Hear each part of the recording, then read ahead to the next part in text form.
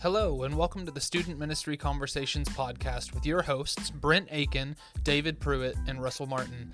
This podcast is all about equipping, encouraging, and inspiring youth pastors weekly with topics that are brought to the table by youth pastors from all over the world. And now, here's your host for this week, Brent Aiken. Hey, and welcome to the podcast. If this is your first time listening to us, we want to welcome you and invite you over to our website, studentministryconversation.org, where you can find all of our previous episodes, show notes, and blog articles. Our goal is that you are inspired, encouraged, and that the things you hear on this podcast can equip you to be a better student pastor for the church that you're serving in. Today, we are sitting down with an old volunteer from a previous youth group of mine. Her name is Stephanie Thorne, and we are going to talk about student ministry from a volunteer's perspective today. So without any more to do, here's my conversation with Stephanie Thorne. Hey guys, welcome back to the podcast. I am sitting down with a friend of mine that honestly, it's been way too long, but today we are sitting down with Stephanie Thorne. Stephanie was a volunteer of mine at my last church, one of my best friends while we lived there, and honestly just a awesome person to be around. But today she's sitting down with us to talk about student ministry from a volunteer's perspective. But before we get started, Stephanie, tell us about yourself, where you are, what you do, family, anything else you want to throw in. I am a teacher in Fairfield, Texas. I have, we've got 3 kids. My oldest is 27. I have a 20-year-old, and my youngest is now 16. And so we figured up at one point I was going to have 18 consecutive years of volunteering in youth. So we're kind of at the tail end of that. I teach elementary reading intervention and dyslexia, and I've worked with the youth group for a lot of years, and I guess that's me. That's awesome. Yeah. Like I said, she was a big part of the youth program when I was there, but she was a big part of the youth group before I was there. And then she has continued to be a part of that youth group long after I had left that church as well. And so in your, like you said, 18 years of youth ministry that you will be volunteering, what roles have you specifically done? Because you've done a lot. So I just want to kind of go ahead and throw it out there for youth pastors listening to this and let them hear everything you have experience in doing. So when I first started, our kids are adopted, and my oldest was 8 or 9 when she was 8 when we met her. And so when we started living with us, we wanted to find a church that had a youth program. And so we came to the First United Methodist Church in Fairfield and Taylor joined the youth program. Initially, I was very much that hovering mother that I couldn't let her out of my sight. So I would go up there and I would just kind of be a volunteer in terms of I just was there and I sat back and I listened. I said, I can't lead anything. I don't know how to do that. So I would just like be in the room with one of the youth volunteers when they would do, so the way we were kind of set up is the kids would come upstairs, they'd have a whole group time, and then we'd have depending on, sometimes there'd be a whole group lesson and sometimes there'd be breakout sessions. And so I was just present. I was just there. And then as the years progressed, we started doing small groups. And again, initially, I didn't feel comfortable leading the small group. I felt like I was not equipped to do that. So I would be in the room with the other adult leading the small group. And as I started developing relationships with the kids and became more comfortable, over time I transitioned and I became one of the small group youth leaders, where we're leading the groups. We would do different. Sometimes we would work through a Bible study or a video series. Sometimes we would just bounce off things that the kids were interested in. So I worked there. I did that. And in our church, we've had a lot of transition of youth leaders. Prior to Brent coming with us, we had a group of adults. We were kind of without a youth leader, so we kind of took on and were a group of us leading, kind of just for a short time until Brent came in. And then after Brent left, he left us hanging high and dry. He was big shoes to fill. And so we struggled. And so again, another group of parents, we came in and we just kind of led the whole shebang for a while, and we loved it. We were rocking and rolling.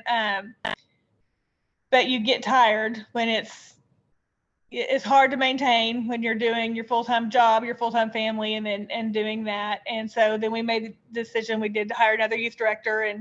And so I've got to help kind of mentor with youth directors, and I was on the SBR committee, so I got to help with the hiring process too. I actually got to help. I hired Brent. He was my best hire ever.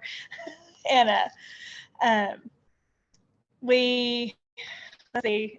And then now we kind of took a step back. My son, he just where he was at in life, he was involved, but he just kind of we needed to step back a little bit for him.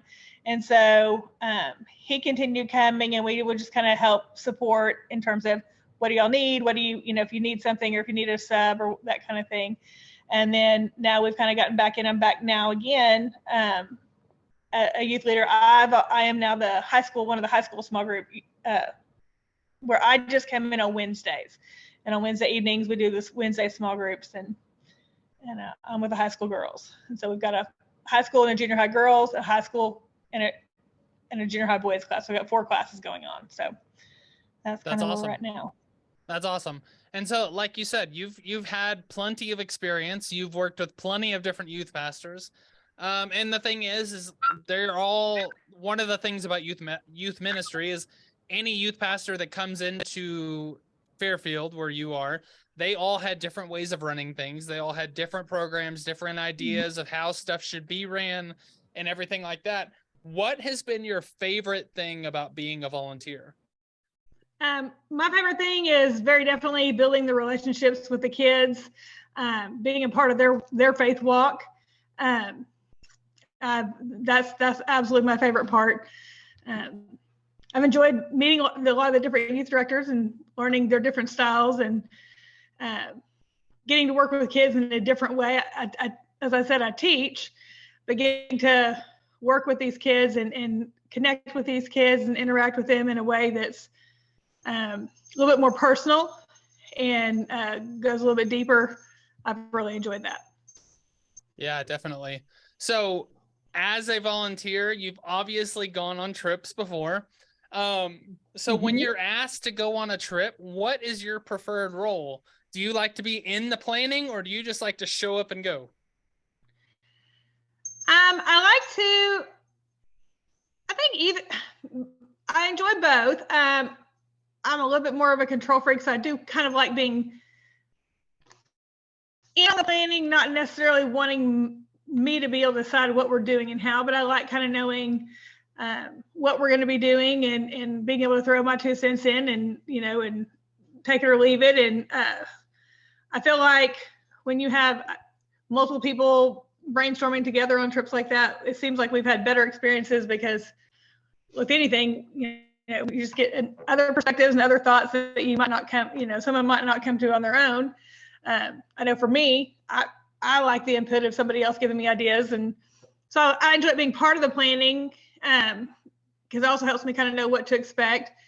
That said, I don't think it would bother me to just show up and go. I think different, and with some of the other volunteers I've worked with, you kind of have to read personalities. I mean, some of us are like me. They like to be in on more of the nuts and bolts of it. And some people just show up. Let me just show up. Let me just be there. I'll make sure I'll make sure nobody dies, and we'll be good. Yeah. So what would be the benefits of, I guess, being more privy to the information as a volunteer? How does that help you, I guess, get into the situation, like get into the event that you're going into? How does that help you kind of, I guess, have the most appropriate mindset for whatever that event is? Well, when we're going into an event, if we've been privy to kind of the planning and the purpose of what the event is and what the youth directors, what their ultimate goal is, that typically there's some kind of there's a focus or a purpose for what we're doing. And when you know what that is and what the youth director is wanting to connect the kids to, then it's a whole lot easier to support that and be a part of that. Whether it's when we go in, in prayer time or in small group time or even just in the moments of the event, being able to draw, oh, this is a connection. I know that this would be cool here and fit here with where we're going. So yeah. I think having kind of that oh, sorry. No, you're good. I think having that just having that insight of what is the focus and the goal and what we're wanting the kids to connect to here helps as a volunteer, helps me support that and push that forward as well. Yeah, no, definitely. And so I think this is a question that every youth pastor has at least thought of or at least dealt with in some scenario.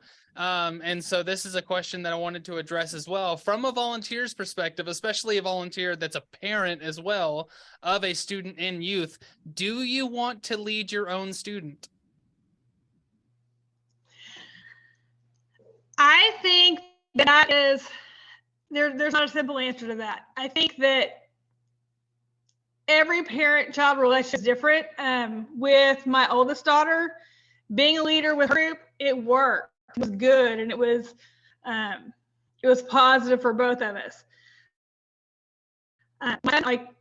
No, he would not enjoy me being in there, and I would feel like I was more having to parent him than be than being any kind of spiritual leader in that moment. Sure. And my other daughter was kind of in between. I think you have to look at that's a question that each parent kind of has to navigate themselves. And sometimes some parents may need some help navigating that. I think there's some parents who may want to be in with their kiddos, and maybe it'd be better if they weren't. The kids might not be as open. My oldest daughter was just one that she just was very open with me, and so she was comfortable with that dynamic and that relationship. My middle one was kind of in between. There was times when she didn't mind if I was there, but there's times that she would not have opened up as much had I been her the leader in that moment for her. So I think you kind of have to I think you have to ask, first you got to ask your parents, where are you comfortable? Do you want to be with them? Do you not want to be with them? But I think as youth leaders are also going to have to navigate when you have those parents that do want to be in there with their kiddo and maybe encouraging, hey, what if you were in this other group, and so that you can maybe build some relationships, help me out there, and that allows that kiddo to also have that time of independence. And because sometimes there are topics that come up that are pretty personal or touchy, and it can be real hard as a parent not to want to shift to parent mode. Or sure. My friend, he's very ADHD and very hyper, and it's very hard for me not to shift into disciplinarian when that's not what he's needing from me at that moment. Somebody else has got that part covered, but it's hard for me to balance that. So I think it's very dependent, I think, on the kids and the parents and the relationship between the two. Yeah. And even with my oldest that was comfortable, she needed that time sometimes too without me. And I think you have to recognize that they need to have times where they're separate from their parents. All of them need that sometimes. Well, and I think from the other side, I've definitely had students that are okay with their parents being in the room, but then there's a majority of the students that are like, please do not let my parents go on this trip. Like, I will not go if my mom's a volunteer or whatever. And so I think that there are definitely students on both sides of that spectrum. And I definitely think that there's a time and a place for both. And I will say, for the most part, I would, at least most of the youth pastors that I've talked to, and even in my own regard, I definitely lean towards the side of not letting parents be responsible for their own group because of that line. It's really, really hard to drop being a parent at the door and be their spiritual leader, as is the rest of the kids in that room as well at the same time. It's hard to not treat your kid differently. It's hard to not treat your kid when they say something that like you normally would get onto them or something to that nature. All these different things. It's really, really hard to stop being the disciplinarian at the door when you do it and you're responsible for it everywhere else you go. And so I definitely would agree that there's a lot of parents that struggle with that, but I do see the value of having that relationship and having that foster system of like fostering that relationship spiritually, not just as a mom or dad, but also like, hey, my mom is actively involved in the youth group that I go to. I get to see her live out her faith on a regular basis. And not only do I get to, all of my friends that also go to this youth group get to see what example and what model she is. And at very least, it hopefully sparks them to want to do the same. At very most, hopefully it allows them to spark the conversation with their parents of like, hey, you know, like I've seen them do this. Like, how can you get involved? How can you like, how can we start doing this together? Or how can we start serving as a family or something to that nature? And maybe conversations start with that as well, which would be super important. So something else that I thought of that was kind of neat as going through with my kids that built my relationship with even with my own children was not being with them, but being with another group of kids and my children seeing other kids be able to connect and have build that relationship with me. I think sometimes kind of opened my own kids' eyes to, oh, mom's not just a mom. There's another side of her out there. And sometimes made them more comfortable then to come and, okay, well, oh, you kind of handled that well with those guys, maybe, you know, those kids, maybe you'll be okay handling it with me. So yeah, that's a great point. That's a really good point. So obviously some great questions, but what is the most challenging obstacle for you as a volunteer? But I want to approach this from two different sides. What is the most challenging obstacle for you as a volunteer from the student side and from the youth pastor side? So like address like most challenging obstacle when it comes to students as a volunteer and most challenging obstacle from the youth pastor as it comes from a volunteer. The student side, I think the most challenging aspect is, you know, sometimes as a teacher, I experience it, you know, you never want to say this, but the truth is sometimes there are personalities that just you don't connect with as well, and learning, you know, how to navigate that and how to work with kids that are very different from your own, and how to kids who have been that can sometimes be hard. The kid side for me is the least challenging, but I think that's the hardest thing is sometimes when, you know, how to navigate somebody else's kid, especially when, you know, you're not necessarily in yes, you're supervising because you're there, but it's kind of a different kind of relationship than it is. It's not school. It's not something like that. And so navigating just sometimes the behaviors, I guess, will be the biggest thing. Sometimes navigating those kid behaviors as a volunteer. Where is my role? How can I,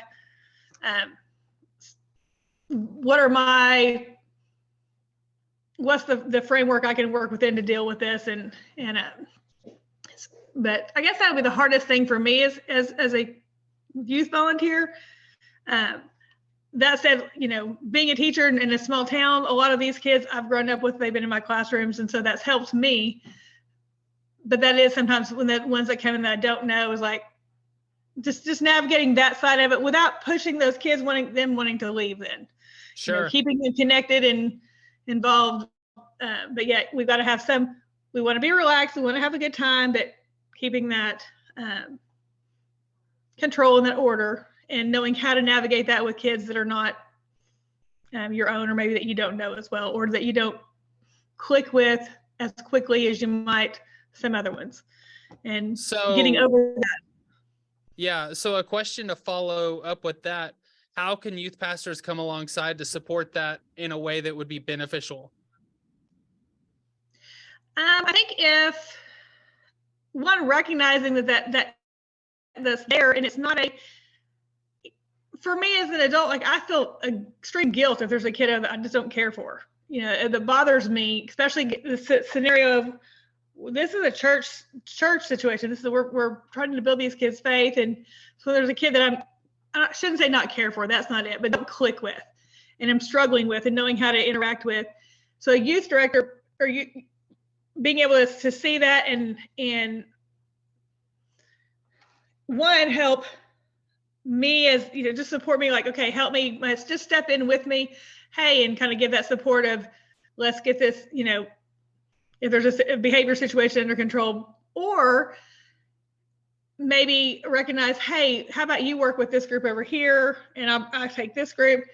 I sound like I have kids I don't get along with very often. That's not it, but there's those few rare occasions when it's just that difficult kiddo that their personality doesn't necessarily mesh with mine, or another volunteer, you know, it just happens. So that has been the hardest thing for me. And I think just one, a youth director recognizing it, and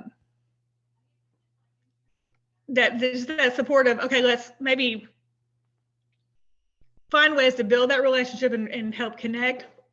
Because ultimately we have to find those relationships, build those relationships. We have to connect with all of them, because every single kid there is just as important as every other kid, whether our personalities jive or not. So that's non-negotiable. They've got to feel loved and accepted and wanted.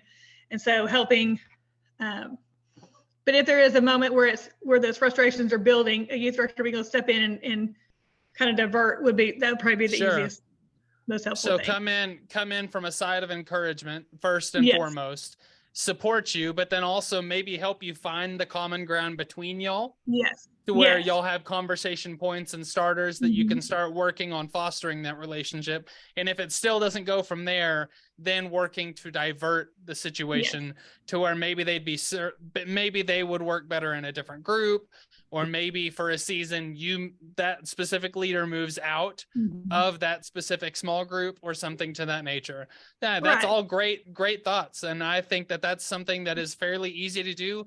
And I mean, finding that common ground is really, really important. And sometimes when you are the person trying to find the common ground, it's really, really hard to find. And so coming alongside your volunteers and supporting them in that process would be great. Now for the knife in the chest, though, what is the most challenging obstacle for you as a volunteer from the side of the youth pastor? The most challenging times I've had with youth pastors, and I can say it wasn't with you, Brent, is lack of communication. I just, you know, not having that communication, not having that relationship, not being able to come and say, I am struggling with this kid, I need some help here, or not even really knowing what's going on and what is your purpose, or, you know, okay, you're telling me to go over here and do this, but what is it you're wanting me to do? Or you're not happy with what I was doing, but you haven't given me guidelines. Just that lack of communication. I like to know what is expected of me. What are you needing from me? What do you want from me? What do you not want? But I also feel like if as a volunteer, if you know if you want volunteers to come in and give their time and their energies and their hearts, then there has to be a willingness to also allow those volunteers to be a part of some of the planning and being a part of some of the problem solving and being a part of all that, because we're the ones, you know, right there with you in the trenches. And so we want to be able to, it can't be a dictatorship. And so or just a wall there between the two. There's got to be that relationship between the volunteers and the youth director, and that communication, the open communication, and that dialogue where back and forth. So where the youth director can say to me, hey, Stephanie, you know, I think maybe, hey, next time can we do X, Y, Z instead? Or hey, maybe try this, or just say, hey, can you do this for me, instead of just like me just being expected to know. And at the same time, me being able to come to the youth director and say, hey, I don't really understand, why are we doing this? Or, oh, hey, I've got this idea, can I share it with you? And having that, being able to have that dialogue and that relationship, I think is critical, because when the communication breaks down and that dialogue and that relationship's not there, then your volunteers are going to want to go to the house. They're, you know. Yeah. Yeah, communication's a big deal, and we've talked about it a couple times on this podcast already. Because if you're not effectively communicating what you're wanting done, what your mission for the youth group is, all of the different things that you're supposed to very, very like vividly communicate throughout your job, if you're not doing those, not only are you going to lose volunteers, you're going to lose students, you're going to lose support from your church. You're going to lose all kinds of things.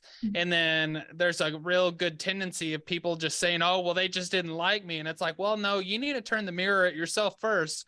What possible items were you doing that caused people to disappear?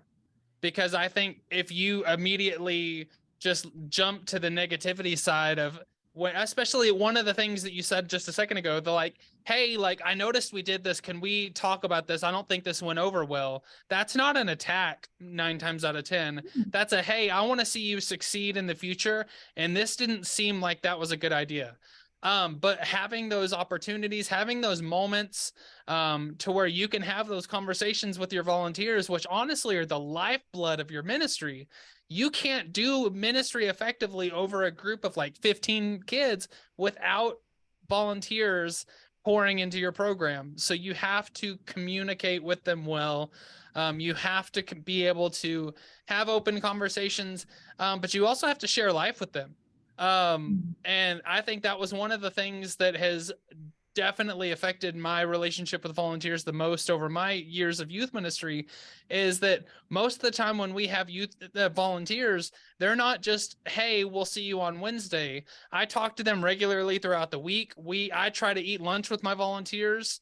I try to do a bunch of different things to where I'm also checking in on them. Because for the youth pastors listening to this, if you're not checking in on your volunteers, you don't know when they're in a season of burnout. You don't know when they just had a real crappy week at work and they're walking in to Wednesday night with a really, really heavy heart and a bad attitude. You have to be able to prepare and plan for those things. You have to be able to prep and take care of your volunteers because they are effectively taking care of the students that you are entrusted with. And so your job as the volunteers just as much, if not more than the students, because you've entrusted those volunteers to be there to take care of the students, because you can't take care of them all once your group gets over a certain size. So communication, I think that's, if I polled a bunch of volunteers, I'm pretty sure communication would be top of the chart, just because it is an issue. And a lot of people throw it to, well, we just communicate differently and stuff like that. It's no, find a way that works and communicate that way. And I think you kind of nailed it a minute ago too. Communication, people do communicate very differently. And just like sometimes it's hard to connect with a kiddo who has a very different personality, a youth director has to be one of the biggest things that a youth director has to be able to do is deal with all types of personalities, not just in your kids, but in your volunteers. You're going to have volunteers who are control freaks. You're going to have volunteers who are very laid back. You're going to have volunteers who are, hit or miss showing up. You're going to have volunteers who they're your ride or die. And being able to work with all of those, some who have a lot to say and a lot of input and some don't have any, and being able to mesh all of that together. But I think you nailed it a minute ago, is that relationship. You build that relationship outside of that Wednesday night time. When you were here, we would do dinner, and you made sure we would go get lunch or go have dinner or whatever to connect, one, on how's it go with youth, but also just on a personal level. And if I have that relationship with you on a personal level, then I'm going to be able to communicate with you a whole lot better. And there's a whole lot, when you have that relationship, there's grace that can be given a whole lot more freely, both directions, when you have that relationship and you have an understanding of each other. Without that relationship and that communication breakdown, and you're not understanding the other person and where they're coming from, there's a lot of misconceptions and resentments start to build up and walls go up, and then it becomes a train wreck. And so that relationship, I think, is critical to building that communication. No, I wholeheartedly agree. I think it's very, very important. And if you are a youth pastor listening to this and you notice that like this might be something to do, you got to start somewhere. And basically the best way to effectively reach out and start with communication is just literally start meeting with your leaders one-on-one. Find something you can do. Start with your leaders, move to your parents. And both of those are assuming that your pastor's already on board. If your pastor's not on board, you need to sit down with your pastor first. You need to communicate with your pastor, then move to your volunteers, then move to your parents, because more than likely you've already connected with your students and that has already happened because that's your job. But the thing is your job doesn't stop at students. Your job is a little bit of everything with students thrown in. And so be very, very mindful of that. And then finally, this could go hand in hand with what we just said, or you might have a completely different direction to go with this. If you could give advice to a youth pastor, what would you say? I would say definitely be reaching out to other youth pastors who have experience and have had success. I think build those relationships with your kids, with your youth volunteers, with your parents, with your pastor, and even beyond to your church members outside of your volunteer group within your church. I think building those relationships, reaching out, let your church know what your kids are doing. I think that sometimes that gets forgotten. And I think there's a lot of people who are not involved with the youth group, but they want to know what their youth in their church are doing. So find those ways to communicate out to the church. What are the youth doing and how are they growing? And I think that's huge. But I just think, the biggest thing I would say is building those relationships and keeping those lines of communication open. So. Yeah, no, I think that's very, very much a big thing. And ultimately it's going to make you a better youth pastor. It's going to make you a better leader. And hopefully, it gets you on the start to a long-lasting career at a church, because that's super important. And so if you can communicate, you can stay at a church for a long time because everybody that needs to be in the know is in the know. And it's super, super important to do that. So Stephanie, it's been amazing. Loved having you on. Thanks for having me. It's been a fun little bit. If you're watching us on YouTube, you've realized that her background changed. We had to do a stop in the middle of it, just for the sake of we had some technical difficulties with some internet connections and all that fun stuff. But how can people connect with you if they want to talk more? If they wanted to reach out to you about this episode, how can people find you? Facebook. We're Brent, what are we? John and Stephanie Thorne. Yeah. Or one of the many couples that share a Facebook. Oh, only because he won't get off mine. So I'm like, if you're going to post on mine, you're going to put your name so they know it's not me. Or my email, stephanie.thorne9595@gmail.com. Those are probably the easiest ways to reach me. All right. And as normal, we'll have those in the show notes on our website, where you can find both of those to reach out if you'd like to talk to Stephanie a little bit more. But Stephanie, it's been amazing. I love you. I love your heart for students. Love that you have not only been in it for, well, let's see, Will's going to be, he's 16, going to be 17. So you are on year 16, 17 of your 18-year cycle. And what a ride it has been, but what a blessing you've been to so many different kids across the way. So thank you for what you've done. Thank you for being one of my rock star volunteers when I was at your church. And thank you for the content today. Well, thank you. And thank you for your heart for kids. My girls still, you are talked about often. Yeah. Fondly. Well, that's awesome. Well, if you are listening to this, we hope that this conversation has been insightful, encouraging, and it equips you to be a better student pastor. And we will see you next week. Hey, that's all we have for this show. If you're a frequent listener of our podcast, all we ask is that you do your part to get our podcast out to the greater student ministry audience. Share our podcast with your youth pastor friends on social media, or tag a specific episode that really stood out to you. Either way, be sure to tag us in the post on your favorite platform by using @TalkStudentMen. Finally, if you'd like to be on our show in the future, reach out to us on social media or send us an email, podcast@studentministryconversations.org, and we'd love to set up a time where you can come on the show with us. We hope that you have a great week, and we'll see you next time.